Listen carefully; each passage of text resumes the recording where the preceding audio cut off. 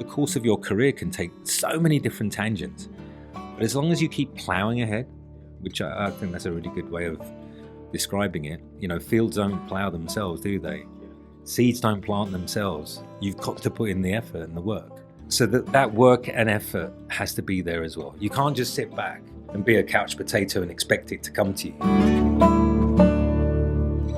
Hey guys, welcome back to the show. My name is Akash Damod and this is Against the Odds, if you didn't already know that.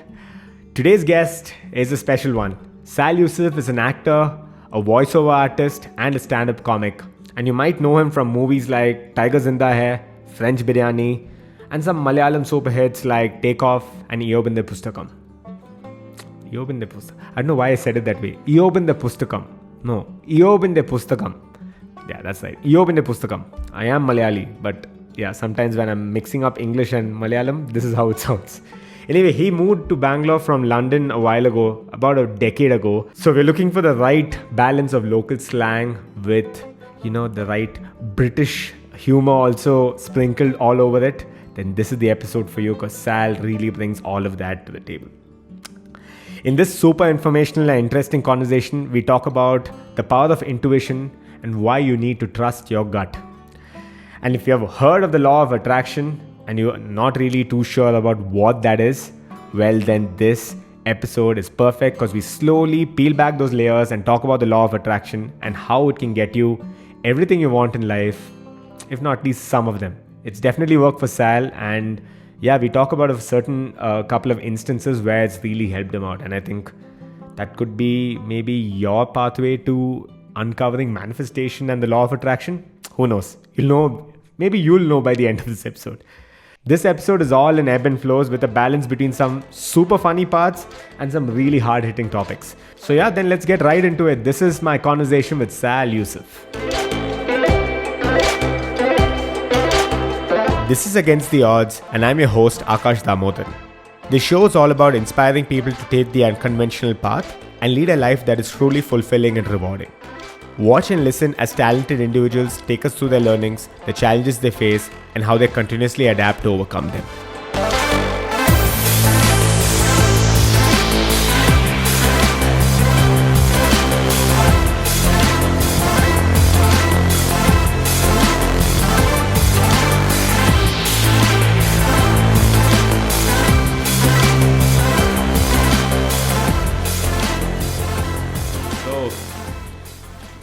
Like I said, there's no real start or end to the show.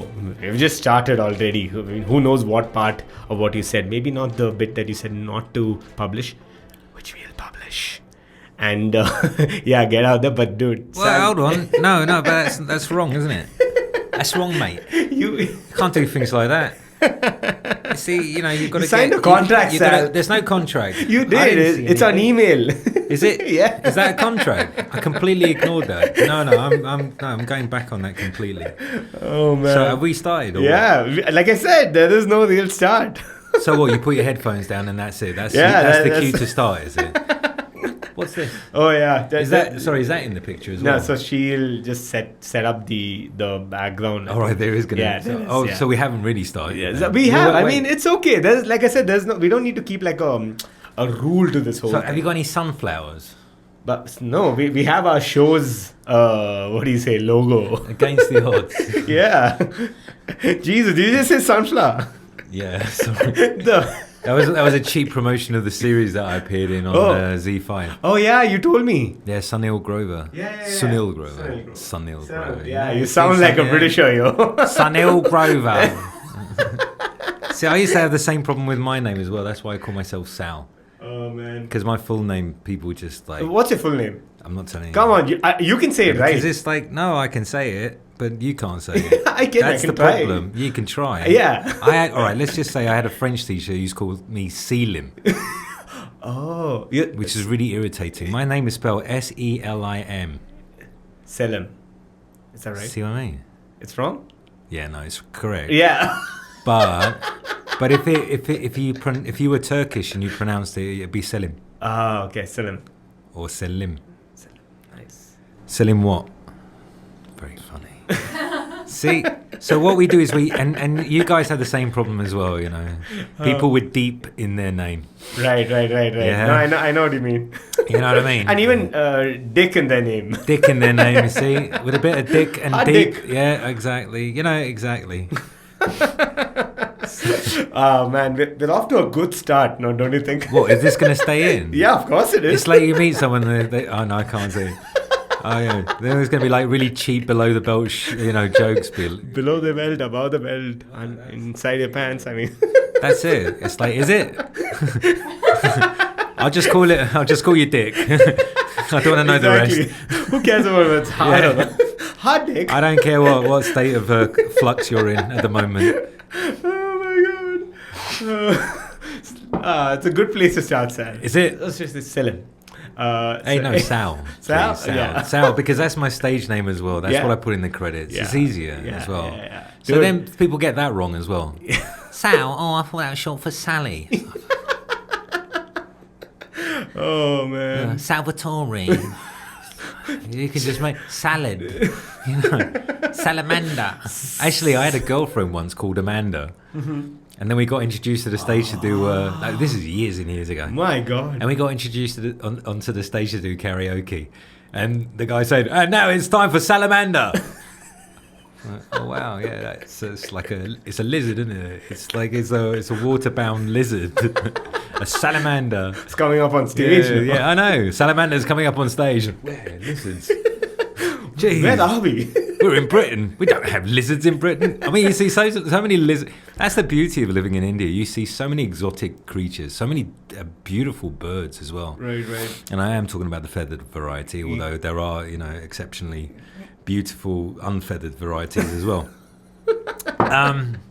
Anyway. So no, but that's the thing. You see, your eyes are feasted. You see, there's one belief I have. Malayalis make great films because their eyes are filled with masala. If you think of Kerala and how beautiful that is, and the colours and how vibrant that is, it's like you can't help. Because I came from a country where London is just dreary. Yeah. I hated it. I love the summers, but then it rained a lot in the summers as well. But it was just overcast all the time and grey. I mean, the weather, it's overcast now, but... Right.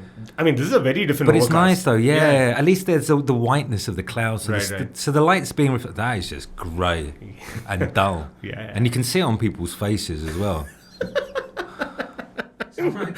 But do I want to? Yeah, no. So go to summer go to London in the summertime, Yeah. Where the beauty as well is the sun doesn't set. It doesn't go dark until 10 o'clock in the evening. Right, yeah. But don't go to London in the winter. Yeah.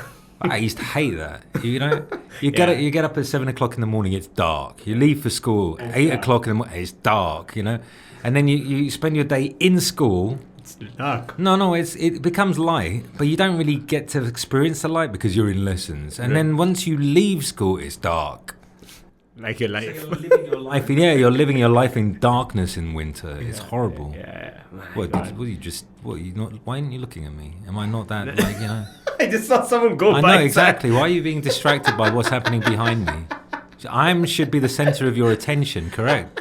Attraction, center of attraction. No, law of attraction. That's the law of attraction. Dude, that's a good segue. You see, that's like I'm smooth. clever, aren't I? No, It's like smooth. I smoothly slipped that one in. I like everything you spoke about in the last couple of minutes because I think our conversation today, and again, this is the second time you're on our show. Yeah, the first time around was, let's call it a dry run. Yeah, but shall I tell you something? It kind of works for me in this way. You see, the first, it's always like I recently did this animation CGI, and it was all very new to all of us. And there were so many technical difficulties that we had on the first day, and things weren't quite working out, and things didn't fit properly, and the system wasn't running. So if someone had walked in and saw us, they'd be like, "Oh my God, look at that! What a bunch of novices!" Yeah.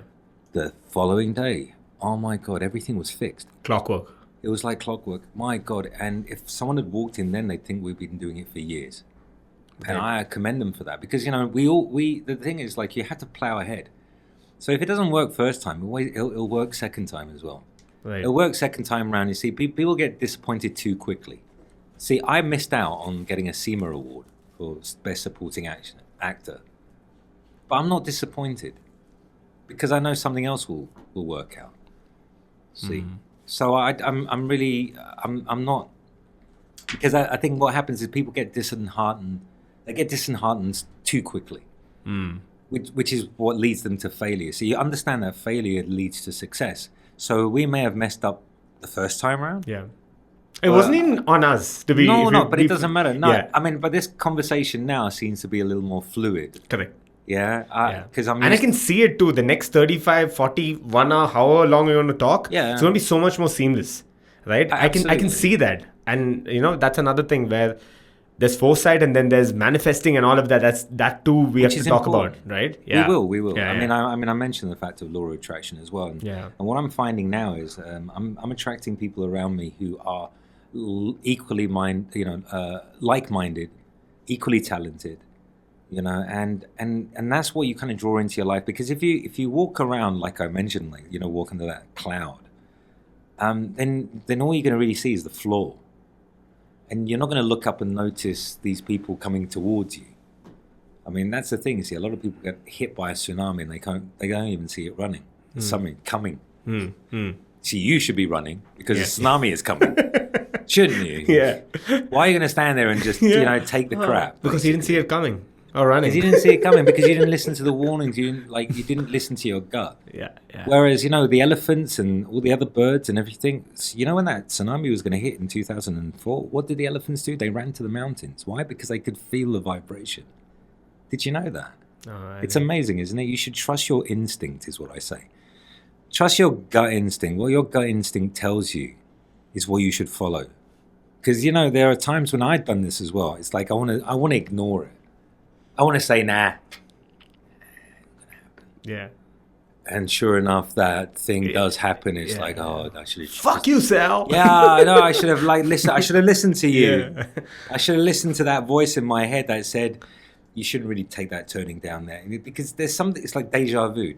Deja vu is those moments where you think, okay, if I do this, that deja vu moment, this is going to happen, isn't it? And so you stop yourself, and you don't proceed because it's a deja vu moment. So you stop yourself from going anywhere else, and lo and behold, it's like that thought that you had doesn't occur. Religion, if you think of it, it's like it sounds like mass hysteria. Doesn't it? It is. I think it still is. I mean, it is mass hysteria, but it sounds like mass hysteria. It's like it means that the world is mad because they follow this. I don't know. They believe in an entity or they believe in something that they can't see. It's not tangible. It's not tactile. You can't feel. But on the contrary, you can feel it. You do have that, and that's why I say use your gut instinct, because your gut, in a sense, is your chakra. It's one of your chakras, basically, is in that point. So if it's like reverberating, then listen to it. There's something to it, right? There is, absolutely. And all these phrases that people have coined, listen to your gut, or your third eye. Yeah. Why would you talk about your third eye? Yeah, what is it? Yeah, where's your third eye? My fourth eye? My fourth eye.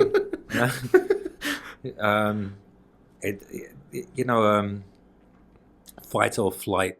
We do things instinctively. The Sixth sense. Yeah. Your intuition. When you get a bad feeling about something, it means that there is something bad. If you're, and that's all to do is it's a disturbance, isn't it? So if you feel disturbed by something, I've met people who I can't explain why I don't. I know that I'm not going to get on with them, so I don't actually go in. Just by a look, that there's something which is untoward. Yeah. And there are other people who you just gravitate to just immediately. Yeah. And isn't that astounding? So there's got to be something in a spiritual sense. That's why it's a simple explanation. A magnet. I mean, as a child, I think it's like, wow, that's magic. You put a magnet and it's forcing itself up. I can't see what's forcing it apart. Yeah. And then you turn it, positive, negative, and then suddenly it's, wow. That's the law of attraction, isn't it? Suddenly you feel that chemistry with a person, and then you just get drawn to them, and then you start a conversation. Next thing you know, it's like, oh my God. Dude, we did that. If you think about and I was telling my client today that when I reached out to you initially, right, I reached out to you through some of our common connects, right? Yes.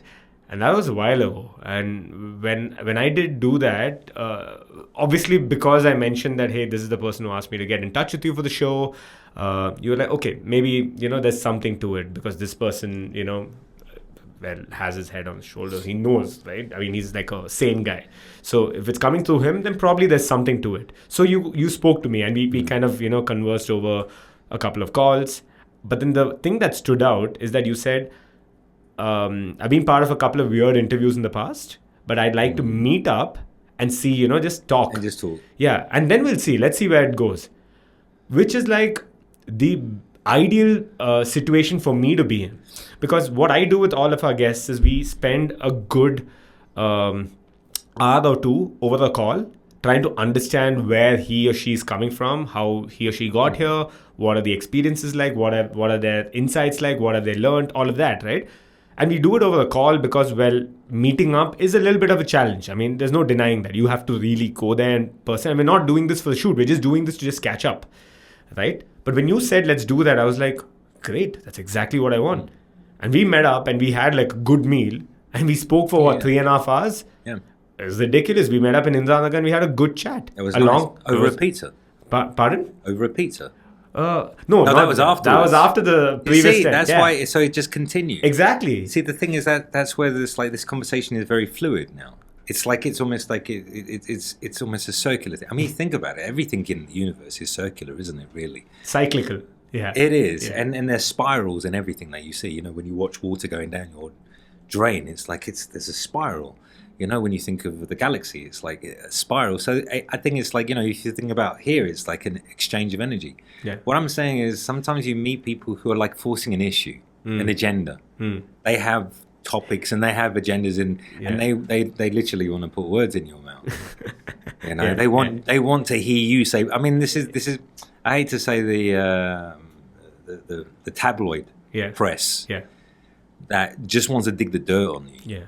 They want to get the worst. Not that they want to get the worst impression of you. They'll put you on a pedestal for a time. They need something sensational, clickbaity, something that's. Well, look what happened to Tiger Woods. I'll give you an example. Tiger Woods. Yeah. Tiger Woods was a prodigy. Yeah. He was amazing, and everyone loved him, and he was achieving so much. Then all the scandal came out. Then he was almost like the detriment of society, basically. He just went from there right down there. Of everything, of black people, of everything. Yeah. He stood at a pedestal for so many people, and they shot him down in flames. I hate to say they did the same thing for Amy Winehouse when she appeared drunk on stage in Prague. And they shot her down. My God, if you look at some of the media coverage on her, they were just really below the belt jokes about her.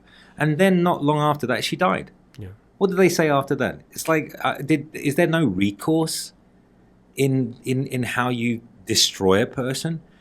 They destroyed him, Tiger Woods. I'm going back to Tiger Woods. Because I recently saw a documentary on him. And my God, that man has come back. What a comeback. Yeah, I know. Yeah, and now he's starting to go back. It's almost like all of that stuff was forgotten. Yeah. All of that stuff was forgotten, and they're all like, "Yo, Tiger." It's like I just think, how fickle are people? Did you forget that you admonished him at one point, and now you're revering him again? It's like, wow. So you I think you have to really tread lightly as well.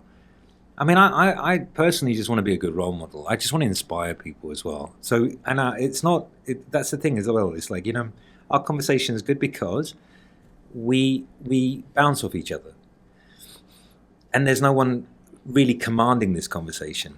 It's like a game of tennis. Basically, we're going to keep this game going, and you're going to have an audience watching and enjoying the spectacle of the ball going over and back and forth the net, and then someone like throws the ball over to your side of the court, and then it'll come back. But the whole point, the fact is, there's no one overpowering it.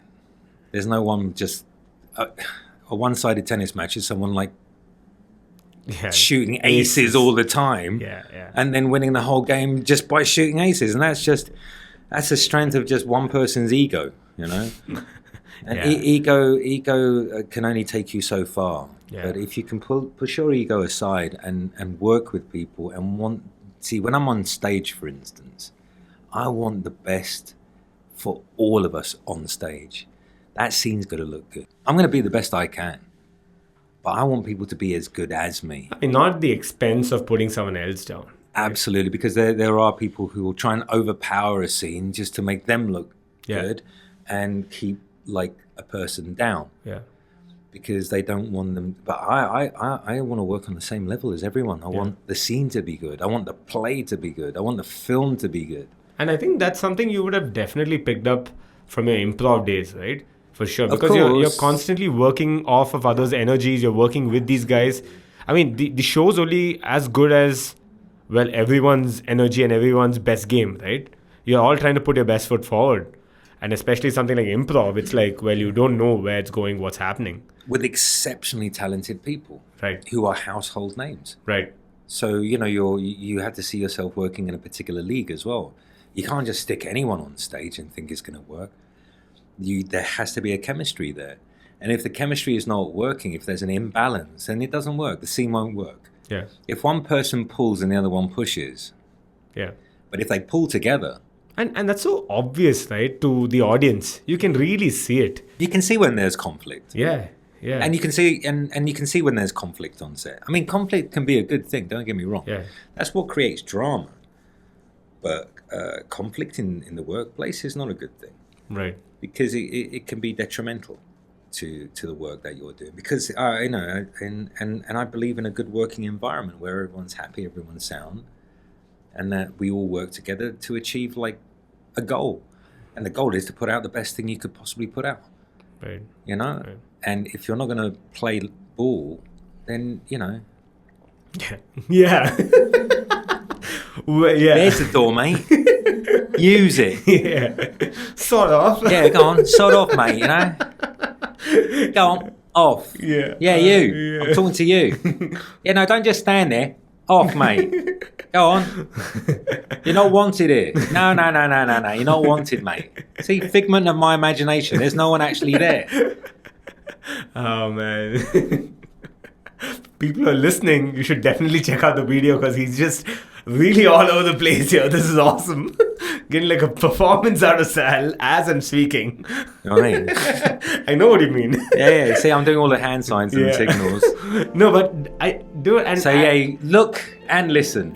Or just imagine. Use your imagination. Imagine what I was just doing. Like exactly how you imagine this person there. But yeah. Yeah, but they're not really there. You're back again, are you? I told you to leave.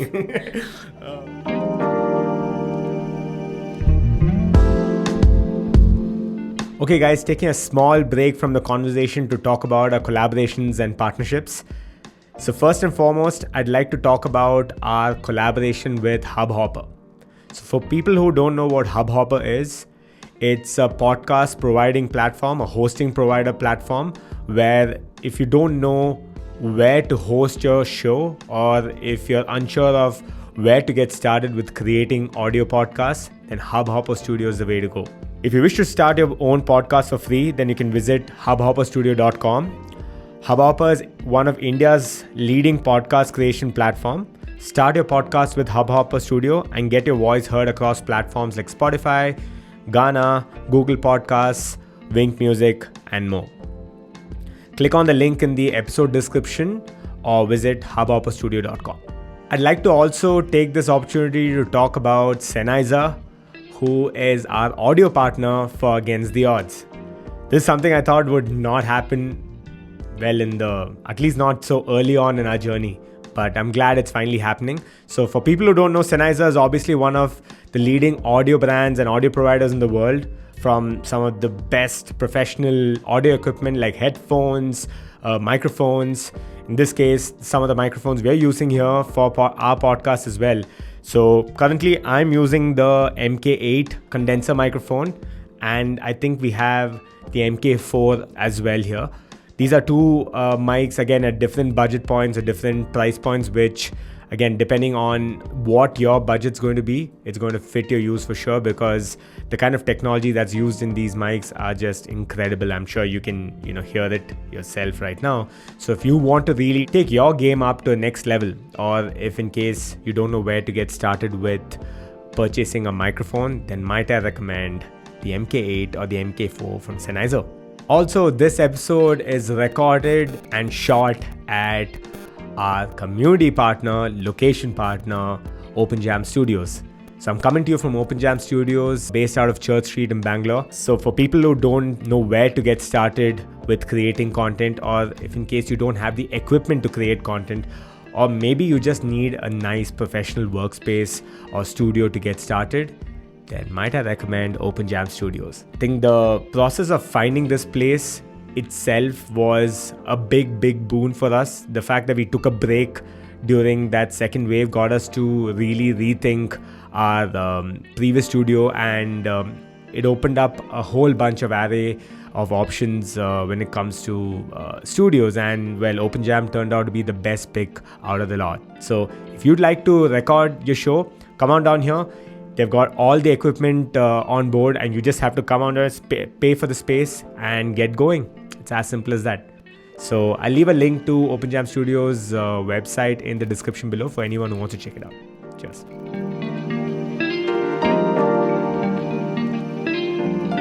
But that's the point. The point is like, when I was doing voiceovers as well, because that's how I kind of first started basically, is what you've got to do is, it's your voice. It's only your voice. Builds the picture. Yeah. You can't speak in a very monotone fashion and expect people to really listen to you, and expect them to be really enthralled by what you're saying, and you're playing a scene where, oh my word, the building's on fire. That can change everything. That can change such a mood, Yeah. I could tell you a story. Do you want to hear a story? Would you? Please do. I mean, okay. You're already on a roll. Well, I'm on a roll now. But, in terms of manifestation, sometimes you have to demonstrate things to people. Because I told you this story the last time. And I like this story because, I mentioned my mum on the trip. Yeah. On that trip. Humpy. That trip to Humpy was such a great trip. I'll always remember that. And I remember that because, in a way, it was me. She didn't understand what I was doing here. That's the thing, you see. You struggle, and you have to struggle. You're not known. 10 years ago, no one knew who the hell I was. So, you have to build up, and you have to show people what you can do. It's all about, proof of the pudding. Yeah, if you want to show people that you're a good actor, then you better damn be a good actor. Yeah, show it. Yeah, proof is in the pudding. Proof is in the pudding. Yeah. But the thing is, you can't get to that point unless you have self-belief. If you don't believe in yourself, so then these naysayers, these disbelievers, and in a sense, it's like, not that she didn't get it, but she didn't really understand what I was trying to achieve. Neither did I. I wanted to get somewhere. I had a goal in mind of, I landed up here and said, I want to be in a feature film. How the hell am I going to be in a feature film when no one knows who the hell I am? But like Jim Carrey, he's an advocate of manifestation. And that's what you do. You've got to believe it. You've got to have that strong belief, that faith, and it'll happen. So, and in a strange way, it's like, listen to the universe. The universe is in your gut, basically. Because the universe tells you to do stuff, and just go with it. Just go with it. And I thought, this is a good opportunity being in Humpy to tell her a story. But a demonstrative story. And this demonstrative story was, I took her to a place called the Citadel, so we walked up there, and she was late 60s, mid 60s. She's not an incredibly fit woman, but she's got the energy. And then I took her to the Hanuman temple because I wanted to get there before the sunset. And even I hadn't been up to the top of that temple as well. So we're walking up the steps, and there are monkeys, both sides, just clambering up. And she is freaking out. She's palpitating. Oh my God. And I thought, oh my God, great. My mum's come to India and she's going to die here. And my brother and my dad and everyone's going to kill me now. Not only is she going to go, they're going to kill me as well. That's it. I've had it. That's it. I'm definitely having to go back to England now. So I'm thinking, oh, please, just calm down, Woody, just calm down. Oh, the monkeys are like, people are giving them bananas. Of course they're going mental. It's like, so there's monkeys all the way up there, this is the journey up. So we get to a particular point, she's having these pop. I said, just calm down. Now, look where we are. And I said, look down. See how far down there is. Now look up. And there weren't that very many, so it was closer to get to the top than it was to like go right back down to the bottom. Well, what do you achieve when you're like you're 2/3 of the way up? Or probably more, yeah. Or more. Yeah. And I said, well, just like calm down, okay? Just catch your breath, and we'll just keep going. So we start going, and we get to the top, and monkeys are all around there as well. But my God, then she opens up because then there's an incredible view from the top there. And it's outstanding. I said, okay, we're going to go a little further because we're going to go and sit on those boulders there. And we're going to watch the sunset. And so we sat on the boulders, and the sun was coming down. It was stunning. It was beautiful. It was such a calming moment as well because you really felt like you were in the middle of nowhere as well. There was no cars, no city, no noise, just this stillness, this silence of like that mayhem or that journey going up there as well, because that's what life is. It's like it's mayhem, but but there's a breaking point as well, and the breaking point is when we sat there and in that peace and that calmness, we watched this sun. And I turned to her and I said, "See, this is what India's been like for me. See, I could have given up at any moment like you, but I didn't. And look at the reward." And she's never ever forgotten that sunset. And neither have you, clearly. Neither have I. And whenever she like starts going off into, "Hey, when are you going to come back? When are you coming back? Like, do you remember the sunset?" Yeah. And that kind of like, and then the tone of the conversation changes. You see, your mothers will never change. Just because they gave birth to you, it means they think they have ownership over you. So it doesn't matter how old you are. I'm telling you. You'll cross the age of 50, but you'll always, you came from me, you did. Yeah, I know, you never let me forget it for 50 years. 50 years you've been telling me this. Well, maybe I didn't understand it for the first 3 years, but 45 years at least, you've made that known. Jeez, there's no way of reversing that, is there? That would be weird. But you gave birth, but you have to have ownership over your own life. Yeah, is what you have to have. And I think those moments, right, where you could say crossroads, but also these pivotal moments where you decide to whether continue or like take a 180. See, now you've learned the lesson as well, but you understand why I told you that story. Yeah, of course. Because she learned that lesson in a very demonstrative way. Yeah, in a physical sense. But when I tell that story, it's a lesson to other people as well to learn. It's like, that's just a small achievement. Correct. Because trekking a mountain is not easy. Once you get to the summit, then my God, what you see from there is like, wow, there are other amazing places. I've always been fixated with Everest. I want to go to base camp, but I don't think I want to go to the summit. Because that from base camp to the summit is incredibly treacherous. So many people have lost their lives doing that. Yeah. So many people, but what they achieve from that, on a personal level is amazing. But that's life, isn't it? You will find there are some treacherous moments, and you got to really push through those. Plow through them, right? Plow through it. Yeah. Because you yourself know that. See, you could have done a few podcasts at the beginning, thought, actually, this is not working out, and just like thrown it to the wayside. I mean, you yourself, you've actually said that when it first started out, it was like this. Now it's kind of moved to this, and now here you are doing this, and interviewing like celebrities. See, I don't see myself as that, I mean, I'm happy to catch the metro. I want to be like Keanu Reeves, cool on the metro. Yeah. He's humble. Oh my God. I'd love to meet that guy. So would I. Yeah, my God. But that's all right, manifestation. This is how manifestation works, is you have that thought. you have that thought of like, yeah, I'd love to work with him.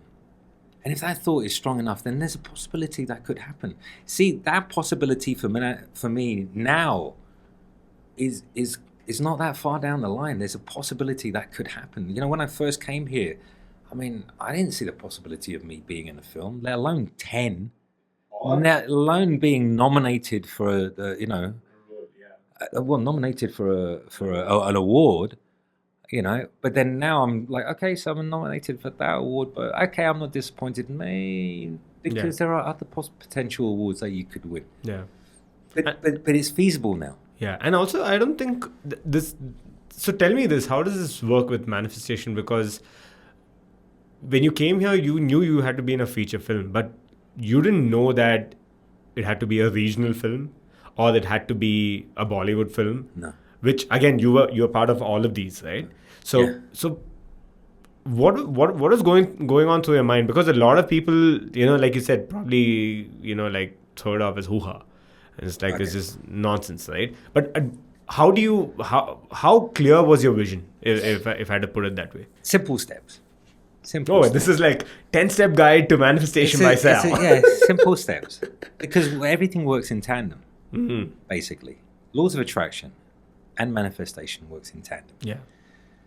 Because law of attraction, you're attracting the kind of people that will help you move forward. See how far my arrow's moving? See, like, it's moving. See, what happens is this. You see, if your arrow's pointing in every direction, and you're spreading yourself thin. All right, here. See, I'm doing this, and I'm actually, you know, I don't even know what I'm doing. But now I've figured out what I'm doing now. It's like a compass. Yeah? It's a compass, because the Earth has its own magnetism as well. And you, believe it or not, you consider yourself a magnet. You're going to start attracting and repelling things. Now, when I first came here, I did some like scam voiceovers, and that was like a holiday when I first came here. And I thought, oh, this is good. This is kind of stuff that I've always wanted to do. You know, and that's love, basically. It's a passion. It's like, oh, I love doing this. It's great. When I was a kid, I was really shy, incredibly shy. But when I got on stage playing this German, I won't say German, it was a Nazi, like, opens the door. That's what it was. That was my very first line I ever did. Wow. As a small kid, it was like, opens the door. That is so German. It was. And I'm like, okay, I'm doing a German accent, you know. But I loved that feeling of being, that nervousness of going on stage, and I loved it. But we never really had the opportunity to do it. I never had the opportunity of doing drama at school, and I would have loved doing that. But I loved my art lessons. So I've always been a creative person as well. So I've always been drawn to that. So like doing voiceovers for radio commercials was being creative, and it's like, oh wow, I love that. I was a teacher when I was in England. That was draining. That was draining because you're giving off your energy. And then you're just going home and you're feeling like completely draining. You're like, why am I doing this? Oh, yeah, I'm doing it for the money so I can pay a mortgage and I can, you know, the mortgage, rent, whatever, you know, whatever you understand, an EMI. I'm just doing it for that. Oh, I'm just making money. But I'm not enjoying what I'm doing, you know. But I mean, I like clowning around in front of the kids, doing impersonations of people. Hello, my name is David. I like playing football. Soccer, football. Oh, I don't know what you call it anymore. No. Hello, children. It's good to be here with you. Hi, my name is Michael. One day in your life, you'll remember. Start moonwalking all of a sudden. They all. It's like the moment I said, "Hello, it's good to be here with you, children," the kids would start laughing. It's like, hey. Man's a legend. Shut the fuck up. Yeah. Show some respect. Yeah, stop discrediting the guy, you know. Why are all these great people discredited? And, you know, and the other thing as well is like impersonations and being impressionable. You know, someone like David Beckham was incredibly impressionable on people because he was a great footballer, basically, is what he was. Michael Jackson was incredibly impressionable on people. No one will ever forget Michael Jackson. I think anyone who gets past a certain point is impressionable, right? Yeah, you almost become a demigod in a sense. Right. You know? Yeah. And not that I'm trying to achieve that. Right. But what I would like to achieve is something where I can inspire maybe change the course of action, even inspire a different way of acting in this country as well, in India. So as much as I've got, whatever I've gained, I give. So going back to this law of attraction, so, I did those radio spots, and then I met other people as well, people who now are already quite influential.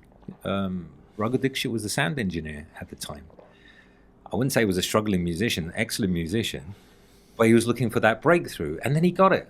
And he introduced me to his brother, Vasu Dixit, and the same as well. These guys now you can put on a pedestal. I mean, Raghu is internationally renowned. Oh yeah, actually, nationally and internationally renowned, and Vasu is becoming, nationally renowned, and I'm sure he'll step up as well. I mean, that's an incredible. There's a good chance Vasu will be on the show, so and maybe even Raghu. So let's see. Again. So but how inspirational are these people as well? Yeah. And to know that I met these people, on the periphery of breaking through, and coming out into blossoming basically. It feels like we were there. We were all kind of brimming under the surface, and then suddenly we kind of sprouted, and now these sunflowers are growing. Yeah. Yeah. Nice plug. Yeah, Sunflower. Watch it. It's on Z5. I have a very minimal role as an NRI, but to work with someone like Sunil Grover as well. You see how the course of your career can take so many different tangents. Yeah. But as long as you keep plowing ahead, which I think that's a really good way of describing it. Fields don't plow themselves, do they? Yeah. Seeds don't plant themselves. You've got to put in the effort and the work. Yeah. So that work and effort has to be there as well. You can't just sit back and be a couch potato and expect it to come to you. You still have to go out there and put yourself out there. Yeah, you've got to attract that to you. So then one thing leads to another. So let me fast track. I was doing commercials as well. Then I found myself doing commercials. My brother-in-laws were very instrumental in that, in helping me, because they kind of established a point for themselves as well. And then I found myself in a feature film, and that's because I'd been doing these commercials, and they recognized me. The particular person recognized me, and I got a small role in a film. And then I was sort of scouted on Facebook as well, as a foreigner, and then I end up being in now a classical Malayali film, and in that film I had 3 lines. Do you remember that? Yeah, I do. How can you forget 3 lines? But it was a narration over the top of it. Right. But so my first line was Taku. Okay. Taku. My second line was Job. And my third line was Who. Very intriguing, Sal. And then the film that followed that, you see, this was Amal Nira, and that was Iyobinthe Pusthakam. Yeah. Thank you very much for pronouncing it correctly. You see, in the same way people can't pronounce my name. You're welcome, Selim. Yeah, that's it. Sell him a bunch of bananas. Okay. But yeah. You see, that's why my name is Sal. See, because of people like you. You're laughing at my name. But you said it. No, but you're still laughing though, aren't you? But you said the phrase. Of course I said the phrase. But anyway, going back to Iyobinthe Pusthakam. That's perfect. perfect. That perfect, didn't I? Like a perfect voiceover artist. Call me on 1-800. Okay, say it again. Iyobinthe Pusthakam. So for everyone listening, you guys need to go check out the video version, because we're just all over the place here. I was just thinking. Yeah. Anyway, so that's just part 1 of my conversation with Sal. It was a long conversation with him, so I decided to chop it up into 2 parts. So part 2 will be out sometime in the near future. So hit that subscribe button or follow button if in case you don't want to miss out on part 2. And yeah, I hope you liked this episode and found it super intriguing and useful. And if you did, then love it if you could just share the episode with your family and friends. Yeah, it's always a fun and intriguing chat with Sal. So usually when I reach out to my guests, I give them a call and have a conversation with them for about 30-45 minutes or so, just to understand where they're coming from and understand what their journey's been like. So it gives me a construct or a framework to follow while I'm having the conversation. And with Sal, it was very different, right? Because I reached out to him and I asked him, hey, would you like to be on my show? And he said, yeah, I'd love to be on a show, with his usual British gusto, and he's like, I'd love to be on a show, but let's first meet up because I don't know if you have some tricks up your sleeve. And I'm like, tricks? What do you mean by tricks? I don't have anything up my sleeve. So let's just, meet up and do it. And it was great because I got to meet the person and spend a good couple of hours with him. And that was just the beginning of a lot of conversations with Sal. I've then gone on to meet him so many more times, and it's been really intriguing. And I think that's why we were so comfortable when we sat down and had this conversation, and we were able to talk about a whole bunch of things. So yeah, Sal, I love you, buddy. Thank you so much for being part of Against the Odds. For you audience folks, if you're watching this, you're still listening to this and you haven't hit the like button, then wait, what? You just spent like good 45 minutes of your time watching this, but you haven't hit the like button. I'm assuming you like it and that's why you're still watching. So then hit the like button. And if you haven't subscribed, then now would be a good time to subscribe. Like I said, part 2 will be out sometime in the near future. If you are listening to this though, if you're not watching this, then I would recommend just a small way you can help out, support the show. So you can leave a review and a rating on Apple Podcasts if you have an Apple device. Or if you're listening to this over Spotify, then it's a simple way for you to leave a rating on the app. It's a new feature that they've just released, and I would love it if you can go there and preferably give us 5 stars. So yeah, if you can just do that, literally will take you only 10 seconds, but it'll go a long, long way in supporting the show and showing me some love, showing us some love, because I'm putting in my heart, mind, soul, body, everything into what I'm creating here. So I'll just be super thankful if you can do this, and it'll really help get the word out. If you like this kind of content, then I'm certain you like reading too, because, well, it's all in the self-help category or the self-help realm. So if that's the case, then might I recommend you sign up for my newsletter. It's completely free. It'll always be free. I'll leave a link to my website. I think we have close to 1,000 people have signed up on the newsletter, and the feedback's just being great. It's slowly but surely growing, and I'm taking quite a bit of my time to write out some of these short reads, which I think will definitely get you thinking, and I'm hoping acting as well. So if you'd like to sign up for my newsletter, head on down to akashdamodan.com and sign up. It's completely free. I guess that's pretty much it. It wraps up part 1 of my conversation with Sal.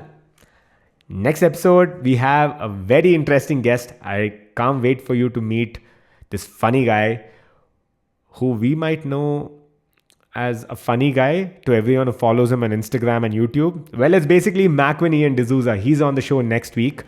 We know him to be this funny guy, but the conversation that we had really jumped into so many other things that you would never expect a person like Macwin to even do or even talk about. So yeah, stay tuned for that. I'm sure you'll like it.